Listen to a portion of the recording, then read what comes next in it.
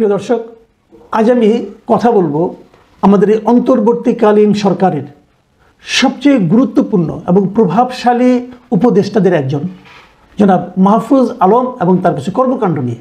উপদেষ্টার মতো পদের থেকে এই ধরনের কর্মকাণ্ড করাটা শোভন কিনা এটা নিয়ে আমার বিভিন্ন সময় সন্দেহ হয়েছে এবং সেগুলো আমি গোপন রাখিনি। আমি সেগুলি প্রকাশ্যেই বলেছি, আপনাদের সঙ্গে শেয়ার করেছি। আমার কাছে মনে হয়েছে এই কাজগুলি উনি ঠিক করছেন না, অন্ততপক্ষে এই পদের থেকে তো নয়ই। তার সর্বশেষ যে নমুনা দেখতে পেলাম আমরা বিজয় দিবস উপলক্ষে, বিজয় দিবসের রাতে উনি একটা লম্বা স্ট্যাটাস দিয়েছেন ওনার ভেরিফাইড ফেসবুকে, এবং সেই স্ট্যাটাসটা দিয়ে 2 ঘন্টার মাথায় উনি আবার সেটাকে তুলেও নিয়েছেন। এখন আপনি হয়তো বলবেন যে ফেসবুক স্ট্যাটাস উনি তুলে নিয়েছেন সেটা নিয়ে আলোচনা করছি কেন? হ্যাঁ, আলোচনা আমি করছি। দেখুন, যে ফেসবুক স্ট্যাটাস উনি তুলে নিয়েছেন সেটা আমার কাছে তাহলে এলো কী করে? এসেছে এই কারণে যে এটা নিয়ে এরই মধ্যে চারিদিকে তোলপাড় পড়ে গেছে, কেবল দেশে নয় বিদেশেও পড়ে গেছে। আমার বিদেশ থেকে বেশ কয়েকজন বন্ধু আমাকে সেই স্ট্যাটাসটার স্ক্রিনশট পাঠিয়েছে এবং বলেছে ওনাদের বক্তব্যটা এরকম যে এই লোকটা কি উন্মাদ, এই ধরনের একটা লোক কী করে সরকারের সঙ্গে থাকে, সরকারের নীতি নির্ধারণী পর্যায়ে এই ধরনের একটা লোক কী করে থাকে, এই প্রশ্নটা ওনারা করেছেন। কেন তারা এই ধরনের কথা বললেন আমি আপনাদেরকে একটু দেখাতে চাই। বেশ বড় স্ট্যাটাস, সেই স্ট্যাটাসে উনি যেটা বলতে চেয়েছেন মূলত সে কথাটা হলো যে উনি একটা অখণ্ড বাংলার স্বপ্ন দেখছেন। এটা উনি দেখছেন না, উনি বলছেন যে এটাই আসলে বাংলা ছিল, এটাই ছিল, কিন্তু নানা রকম রাজনীতির কারণে, ভারতের রাজনীতি, পাকিস্তানের রাজনীতি, ব্রিটিশ রাজনীতির কারণে সেটা ভেঙে গেছে এবং সেটা এক সমান হয়নি, একরকম হয়নি, প্রত্যাশার মতো হয়নি, এবং না হওয়ার কারণে আজকে বাংলাটা এরকম খণ্ড বিখণ্ড। এটাকে উনি কী বলেছেন ওনার ভাষায় বরং আমি আপনাদের টুকটাক একটু করে পড়ে শোনাই। এবং সেই স্ট্যাটাসের যে স্ক্রিনশটগুলো এখন তো মানুষের হাতে হাতে ঘুরছে, সেই স্ক্রিনশট আমার কাছে এসেছে, আমি সেখান থেকে কিছু দেখাচ্ছি আপনাদেরকে। উনি যে জায়গাগুলো লিখেছেন সেটা হলো যে বিজয় এসেছে, বিজয় আসছে আমাদের, তবে সামগ্রিক নয় মুক্তি, সামগ্রিক নয়, মুক্তি এখনও বহুত দূর, মানে উনি বহুত দূরের মুক্তিটা দিকে যেতে চাচ্ছেন। আচ্ছা, উনি কী লিখেছেন শুনেন। হিমালয় থেকে বঙ্গোপসাগর পর্যন্ত এই অঞ্চলের সভ্যতা ও সংস্কৃতির যে গড়ন তা আদতে উত্তর ভারতের চাইতে আলাদা। মুসলিম হিন্দু নির্বিশেষে যে সেই সভ্যতা ও সংস্কৃতির পূর্ণ বিকাশ ও হিমালয় থেকে বঙ্গোপসাগর পর্যন্ত জনপদ পুনরুদ্ধার ব্যতীত পোকায় খাওয়া পূর্ব পাকিস্তান হয়ে বাংলাদেশ দিয়ে আমরা মুক্তিকে ছুঁতে পারবো না। তার মানে হলো যে হিমালয় থেকে বঙ্গোপসাগর পর্যন্ত যে জনপদটা আছে এই জনপদটাকে পুনরুদ্ধার করতে হবে, করে একটা দেশ বানাতে হবে। এর সঙ্গে উনি সেই মানে কল্পিত যে একটা ম্যাপ ওটা উনি দিয়েছেন, ওটা অবশ্য ওনার ম্যাপ না, এটা পাকিস্তান আন্দোলনের সময় যখন পাকিস্তান আন্দোলন হচ্ছিল, পাকিস্তান ভারত যখন আন্দোলন 47-এর ঘটনা 1947-এর দিকে, তখন কিন্তু এই ম্যাপটা আমাদের এই দেশে অনেকে দিয়েছে। মৌলানা ভাসানী, যোগেন মণ্ডল, আবুল হাসিম, সোহরাওয়ার্দী এবং বঙ্গবন্ধু শেখ মুজিব, তাজউদ্দিন এরাও এর সঙ্গে ছিল। তারা এই মানে এইভাবে এই ম্যাপটা বিতরণ করছে সবার মাধ্যমে যে এটাই হবে বাংলাদেশের চেহারা। এবং সেই চেহারার মধ্যে কী আছে আমি আপনাদের ম্যাপটা দেখাচ্ছি, আপনার ম্যাপটা দেখুন।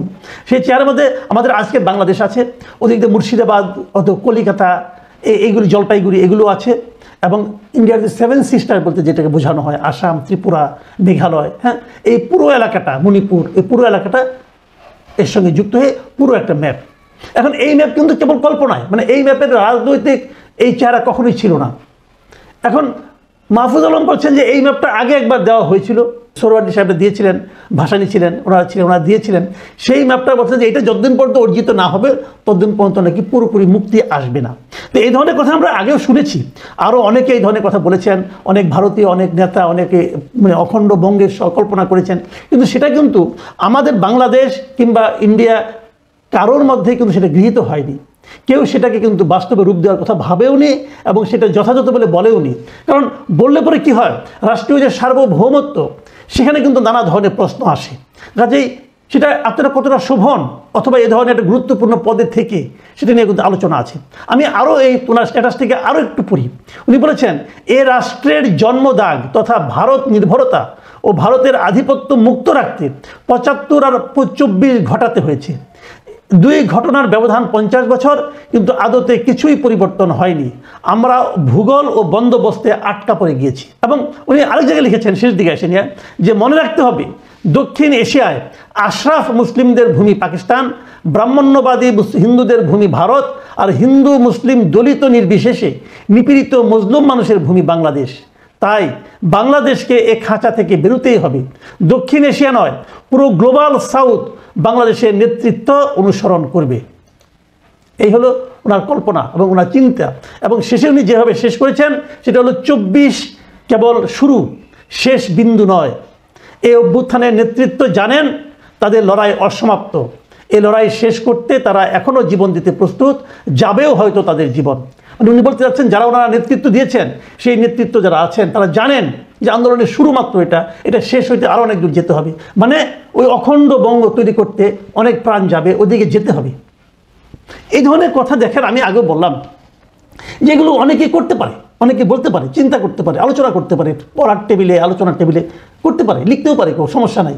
কিন্তু সেটা রাষ্ট্রীয়ভাবে এই আলোচনাকে এন্ডোর্স করা, রাষ্ট্রীয়ভাবে এই আলোচনাকে সমর্থন দেওয়া, এটা কি সম্ভব? এটাই সম্ভব নয়।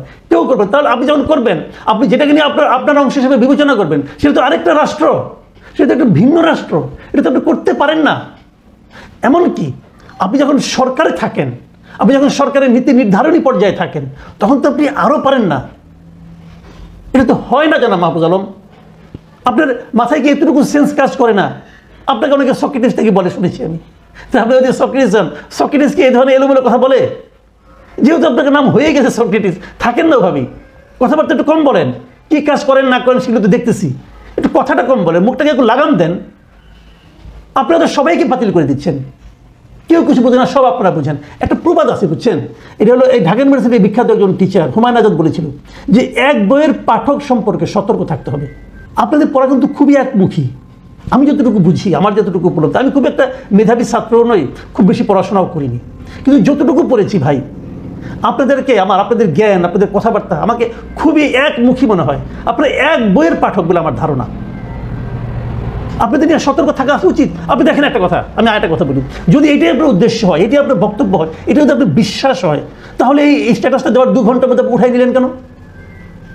এই কারণে নিয়েছেন, আপনাকে কেউ না কেউ বুঝিয়েছে, অথবা আপনি নিজে উপলব্ধি করতে পেরেছেন এটা দেওয়া ঠিক হয়নি। তো ঠিক নাও হতে পারে, এটা উঠে আনাটা আমি খারাপ মনে করি না। হতেও পারে এরকম যে আমি একটা কিছু বললাম, কিছুক্ষণ পরে আমার কাছে মনে হলো না, আমি একটা পাল্টা যুক্তি পেলাম, মনে হলো রাখা ঠিক না, অথবা আমি উঠিয়ে দিলাম, এটা হতে পারে। কিন্তু আপনি তো সরকারে আছেন, আপনি তো সরকারের একটা দায়িত্বে আছেন, আপনি তো সরকারের নীতি নির্ধারণ করেন, তো আপনি কি আপনার নীতিগুলিকে বারবার চেঞ্জ করবেন? যে নাকি এরকম একটা বড় বিষয়, যে বিষয়টা নাকি আমাদের আন্তর্জাতিক অঙ্গনে, আমাদের রাষ্ট্রীয় পর্যায়ে সংঘাত তৈরি করার মতো অবস্থায় নিয়ে যেতে পারে রাষ্ট্রকে, সেই ধরনের বক্তব্য আপনি হুট করে দিয়ে দিচ্ছেন, আবার তুলে নিচ্ছেন। ভাই, এটা তো ছেলে খেলা না, এটা তো পুতুল খেলা না। পুতুল খেলার যোগ্যতা নিয়ে রাষ্ট্র চালাতে গেছেন, এত সহজ না দুনিয়াটা। এই ধরনের কথা আপনি পাঠচক্রে বলতে পারেন, এমনকি পল্টনের মাঠেও বলতে পারেন, কিন্তু সরকারের একজন উপদেষ্টা তার ভেরিফাইড ফেসবুকে এই ধরনের মন্তব্য করবে এবং তারপর আশা করবে যে এটাকে ইস্যু করে আমাদের প্রতিবেশী রাষ্ট্র কেউ আমাদের এখানে নাক গলানোর সুযোগ নেবে না, এটা আপনি ভাববেন কিভাবে? শুনেন, একটা কথা বলি, মাঝে মাঝে বলি যে স্বৈরাচারের পতন ঘটানো এবং নতুন একটা দেশ গড়ে তোলা এক জিনিস না। ভবন ভাঙে না, ভবন ভাঙতে দেখেন, ভবন ভাঙার জন্য এক ধরনের শ্রমিক লাগে। ভবন ভাঙাটাও কিন্তু বড় কাজ, কিন্তু ভবন যে ভাঙে সেই শ্রমিক কিন্তু আরেকটা ভবন গড়তে পারে না, গড়ার জন্য আর্কিটেক্ট লাগে। তো আপনারা একটা সরকার নামিয়ে দিয়েছেন মানে এই না, তো আপনারা নামান নেই, কিন্তু অন্য সবাই নামিয়েছে, আপনারা সেটা সামনে ছিলেন কেবল ওই সময়ের প্রয়োজনে। ওই সময়টা আপনাদের সামনে নিয়ে এসেছিল, অন্য কোনো কিছু না, অন্য কোনো কিছু না। 15 বছর চলতে থাকে আন্দোলন, 15 বছর চলতে থাকে মানুষের ক্ষোভ, মানুষের পুঞ্জীভূত যে বিদ্রোহ, ক্রোধ, সেটার যখন চূড়ান্ত পর্যায়ে উঠেছে, তখন সময়ের কারণে আপনারা সামনে চলে এসেছিলেন। এখন এই আন্দোলনের পুরা কৃতিত্ব নিজেদের কাছে নেওয়ার চেষ্টা করেন না। আপনারা সেই পর্যায়ের লোকজন না, এর মধ্যে আপনারা হারে হারে প্রমাণ করে দিয়েছেন। আপনারা মেবি ওই ভবন ভাঙার শ্রমিক, বাট আরেকটা ভবন তৈরি করার স্থপতি আপনারা হতে পারবেন না। এটি চেষ্টা করার জন্য অনেক অভিজ্ঞতা লাগে, অনেক শিক্ষা লাগে, এক বইয়ের জ্ঞান দিয়ে হয় না। আমরা খুবই দুর্ভাগ্যের মধ্যে আমরা আছি যে এদেরকে আমরা মাথার উপর বসিয়েছি, এটা আমাদের জাতির দুর্ভাগ্য। হুটহাট কথা বলে দিল একটা, বলে দিয়ে আপনি জানেন এটার আন্তর্জাতিক পর্যায়ে এটা কী প্রতিক্রিয়া হতে পারে, আপনি বলবেন 2 ঘন্টাতে উঠিয়ে দিয়েছি। আর ভাই 2 ঘন্টা দুনিয়া শেষ হয়ে যায়। 2 ঘন্টা অর্থ বুঝেন? এর আগেও এরকম অনেক কিছু আপনারা করেছেন, লাভ দিয়ে যে করে ফেলেছেন যে বিরাট কিছু হয়ে গেল। এত সহজ না ভাই দুনিয়াটা।